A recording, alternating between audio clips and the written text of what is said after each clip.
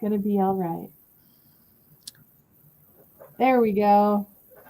All right, so we are live on YouTube and we are live on LinkedIn, and now we are almost live on Facebook because it's the most special ever. Yeah, it's dumb that it's so hard to go live on Facebook. We did it. We are here. Okay, I'm putting that in chat. All right, how are you? Fabulous. How are you? Oh my gosh, I'm so tired and breaking things, and it's fine. Everything's fine. Everything is fine. Everything is awesome. I got some weird hair. I know. I always have weird hair. It's fine. All right, friends, we are here today talking about behind the scenes of the Lunch Business Academy, stepping you through what it looks like in the academy and what we're working on every week. And this week, it is talking about website conversion, how to set up your website well, how to make sure that your website is actually converting, because that is why we have websites. Yes? Does anyone have their website because they don't want money? No. We want freaking money. That's why it exists. So, JKN, why don't you start us off? That's how I always do it. And give us just a couple things, couple tips that you learned or that you'd like to share about making sure that your website is converting and converting well. Oh, okay. So I have recently redid 2 of my websites, one for my travel company, or one for the incentive part of my travel company, and then JKN Solutions 2. And it is a nightmare. It is so much work. That's why nobody does it, because nobody wants to do all that work. And I know a lot of things. So some changes that I made to, let's say, the travel company, because that one, my travel company has 2 websites. Okay. The travel portal itself converts all the time. People hit that page from Google or whatever and opt into my membership all the time. But my incentives website wasn't converting a soul to do anything at all. So first, I updated all the copy, made sure that it spoke clearly to my customer journey and making sure that people understood what was happening. Here's your next step. This is how it works if you're in this industry. This is how it works if you're in that industry. And some other things that I added. There are multiple opt-ins on the web page now. So there's an ebook that's pinned to the very top of my homepage. I have a pop-up so that if somebody wants to send themselves a vacation certificate, they can do that, collecting all the information so that I can stay in front of them with my email list. So that all being said, what comes to your mind? Okay. Conversions on websites. I love all of that. Making sure the copy's updated, making sure we have good call to actions, next steps, etc. Here's one of the big ones that I see all of the time. This says above the fold. Above the fold is that first, it comes from newspapers, because we got the newspaper and it looks like this, because it's folded in half and then you have to unfold the newspaper. That's what it comes from, okay? This section, this above the fold section, is that part of your website that you only see when you first get in. So when somebody first clicks on your website, only so much of your page fits on their screen. That is the above the fold section. Here are some rules, which I'm sure JKN can chime in and add more to. Oh, I love this conversation. With that section, people need to know who you are. What the frick is your business name? What do you do? And how can you help them? Like instantly know this is what you do and this is how you do it, or at least kind of how you help them. I sell cookies and they're different every week. I sell business education and you can get it right now. I don't know, whatever that looks like. People need to generally understand why the heck they're on your website the second they get there. Does that make sense? So tell me your... Yeah. I agree with most of what you're saying. And I don't disagree with anything that you said. But depending on, like, it's the same, above the fold is the same for websites or landing pages, right? Like it is the most important piece of information that you can possibly have. So my personal rule of thumb is my above the fold section either needs to be they're clicking on the button right now to for whatever the CTA in that section is, and maybe it's to get a freebie. Like I said on one of the websites, there's a free ebook at the very top of my page. I want their stuff, I want their name and their email right now before they get distracted by anything else on my page. The whole goal of that section is to either make them scroll down to give you their information or to, well, those are really the only two things. Buy something, give you their email information, or scroll down farther. So if you look at your above the fold section on either a landing page or a website and you're like, it's probably not happening, then you need to fix that section. And it is the most important part of your landing pages and your websites, because if they leave, giving you nuts. You keep going, not you. People watching. I don't really know if I would definitely put who you are as the third priority there, because the truth is people don't care who you are. They only care about what you can do for them. So I always make sure that people know who I am, like farther down the page. Like that's more of a priority farther down. I don't want them to know details at the top, but I want them to be able to say, I clicked on this ad or this link and it took me to this page and they match. And so I still know that if I clicked on a Launch Academy something, that's still what it looks like when I get to that landing page. And Facebook, Google, Instagram, and TikTok will all kick you off ad space if you do not match.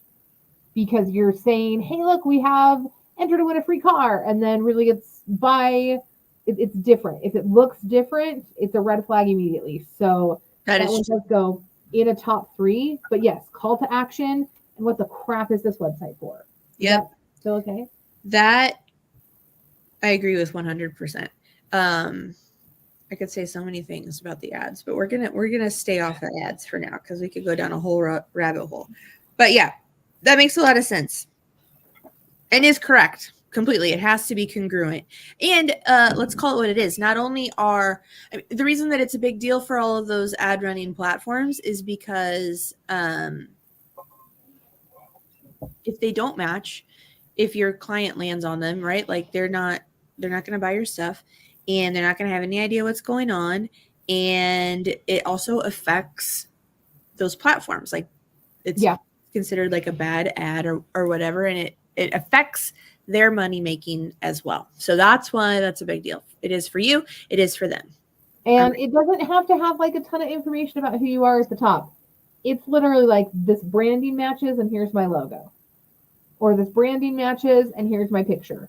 Something like that so people can see, okay, I'm still in the same place.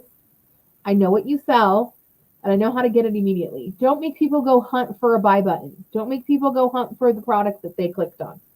We want to make sure everything's right there. So that's my number 1. We talk about website conversion is above the fold. I want to go down the button. I want to go down the buttonhole. Here is my pro tip for buttons, right? Like each section that you have on a website or in a landing page, because a lot of times a lot of people don't have websites. They have landing pages for their products, and that's totally fine.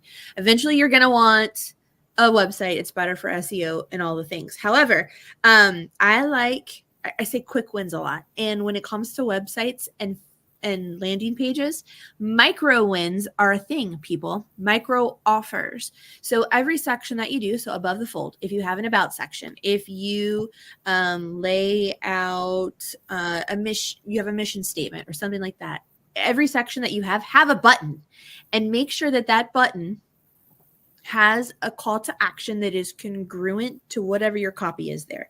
So back to my ebook example at the top of my travel page, it says snag your ebook now or something like that. And then farther down where I'm talking about my membership, it says start your free 7-day trial. So make sure that your buttons don't just say generic shit.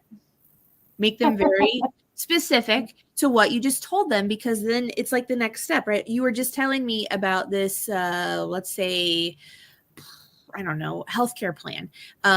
Start your healthcare plan. Not what's a really good generic example? Join now. Join now. Yeah, don't use join now. I mean, I don't want to say join. Don't ever use join now, but be specific. Be very specific. Keep it short and sweet. Every section, not at the top of the page, not just at the bottom of the page.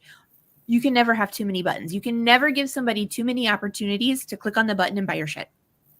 I agree. Make sure you're taking care of that. Here's some more stats. Well, not some more stats because we haven't given any yet, but here's some stats. If you're having a hard time getting butts in seats, if you're having a hard time getting people to convert on your website, there is a list in the Academy, but I'll give you a couple. There is a list of things that you may be doing wrong and the number one reasons why people leave. The number one reason why people bounce from your website is because you have fees at the end that they are not anticipating. Okay, I'm going to give you the top 3 because I suddenly realized I don't remember what order they go in.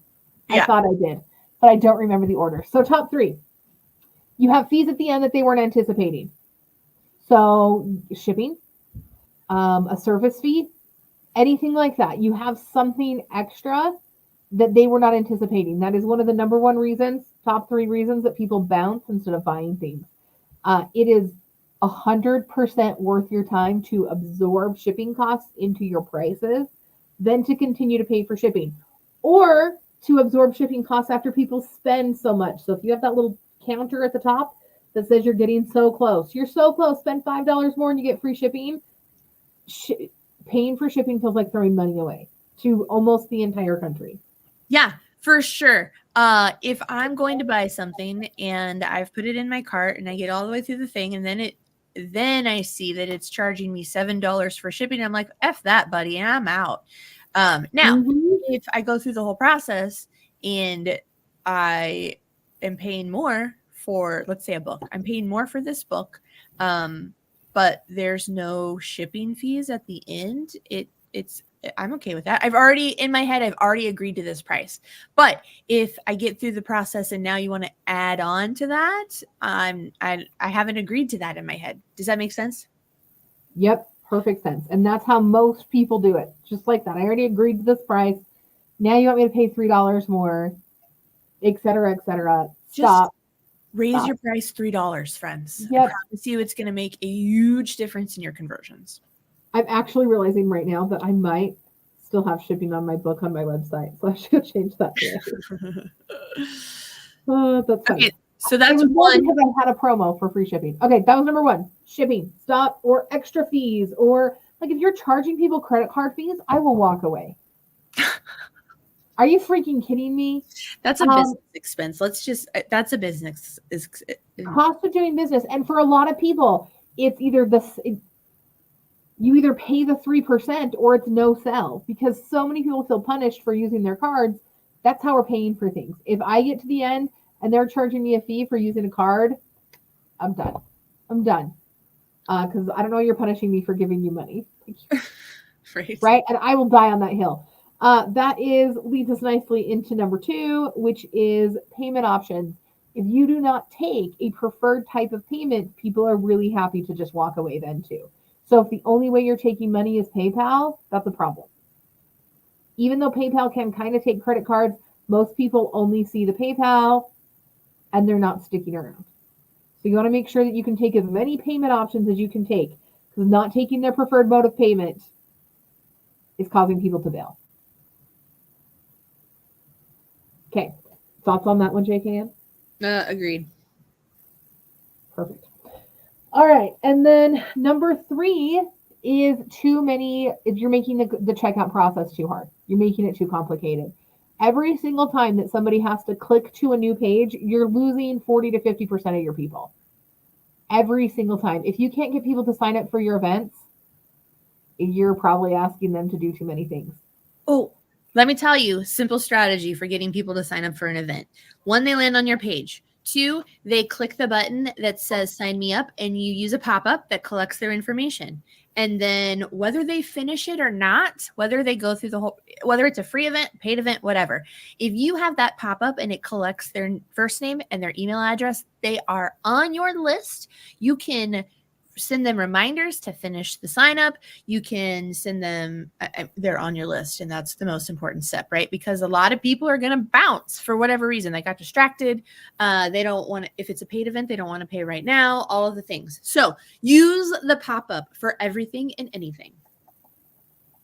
Yes, I agree. And we got to make this, too many of us are making it too complicated to sign up for stuff. There's too many buttons. It's too hard. If you're saying something's free, but then they're still required to put payment information in, that's an issue a ton of times. People don't want to put their phone number in. Don't make them do that. You want this to be as simple as possible with as few clicks as possible. 50% of people you're losing every single time they have to click. I teach classes for an entity that will remain unnamed, and they have one of the lowest sign-up rates I've ever seen. And 100%, it's because their sign-up process is so incredibly complicated. You have to log into their system. Half the time the system doesn't work. You can't remember your stuff. The system doesn't remember anything. It like refuses to work with your Google Chrome and to remember passwords. It just won't do it. It's super, super complicated to sign up for anything. Once you finally get into the system, you have to go search for the event. That is 100% why they don't get people signing up. You have to make it easy. You have to make it easy on your website. You have to make it easy on your social. It has to be easy. I feel like the entity that will not be named needs a new systems person, but that's just what I'm saying. Some things to keep in mind when you're going through those, like think about how you react to things. If you're signing up for a free event, do you want to give away your phone number? I don't. I always leave a phone number box on my opt-in forms, free or paid, but they're never required. Keep as much information not required as possible, and you'll see A, higher conversions. B, you'll see that if it's not required, people are more likely to give you the correct information. So you're not spending money on sending text messages to fake numbers every month. Email generally needs to be required, and people understand that. So email is not so hard to get out of people, or just their first name. But think about the level that you are asking them to commit. If it's a free event, first name, email. You might not even need their first name, depending on what it is. If it's a low ticket offer, if you're taking money, people understand that you need a little bit more information. But again, only take what you absolutely need. Don't be trying to get every bit of information that you can squeeze out of them, because it's going to make them less likely to finish the sale or the conversion or whatever you want to call it. Yep, I totally agree. Everything with your website, that's what we're talking about, website conversions all the way through. Everything needs to be crystal clear. Sometimes we get stuck in the mud trying to explain our business and using industry vocabulary. We absolutely have to stop doing that as well. We have to stop adding buzzwords that are industry specific to your copy. And it needs to be crystal clear, easy next steps. Get rid of extra fees and charges at the end. Make sure you take all of the payment options and make it easy for people to sign up with you.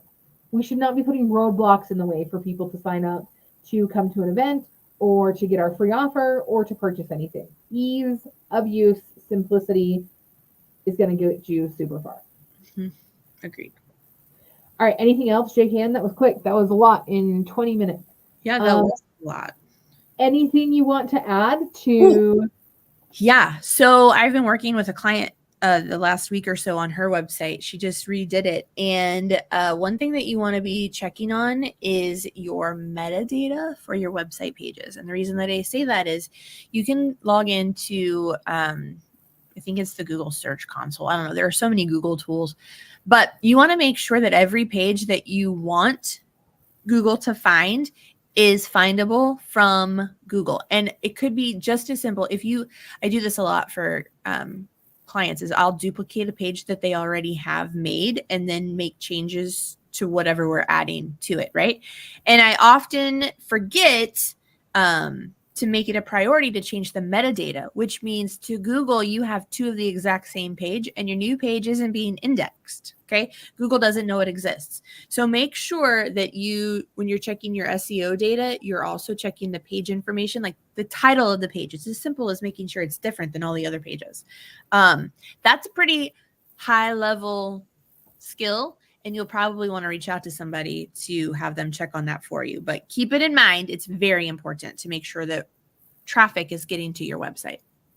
I agree. Websites are fun. I thoroughly enjoy websites. They're also a pain in the butt.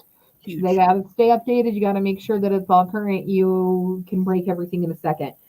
The important things that I would take away from this are being super clear, keeping everything very simple and very instinctive. It makes sense to take this next step. Etc. Okay. Mm-hmm. All right. Any closing statements here, JKN? No, I think that's great. That's a lot of information that we gave you on how to optimize your website, and there's so much more. But those things I think will help improve your conversion immediately. I agree. Okay. If you have not signed up for the Business Foundation Workshop, please make sure you do that. It's free, and it takes you through all of the steps in the right order to make sure you're setting up your business correctly. Building a solid business foundation saves you time, it makes you more money, and it helps you avoid expensive mistakes. If you Frankenstein your business, it will still look like a Frankenstein business. We want to make sure we're setting it up well, and it's running, and it's making you money. That's the purpose. So make sure you do that. You're just going to go to launchedacademy.com/workshop, and that link should be in all of the chats as well. Okay, we will see you guys next week. Please ask questions, and we'd love to see your website in the comments. Bye, guys. See ya.